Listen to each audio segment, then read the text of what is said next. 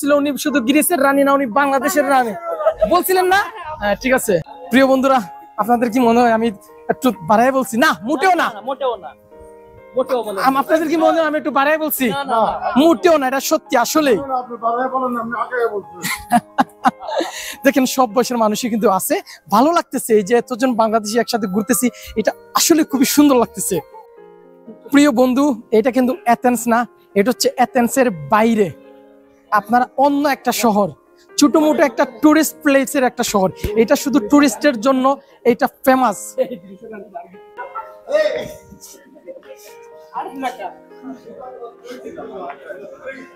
এখানে যতগুলা ছেলে দেখতেছেন প্রিয় বন্ধুরা, সবগুলা কিউট কিউট ছেলে।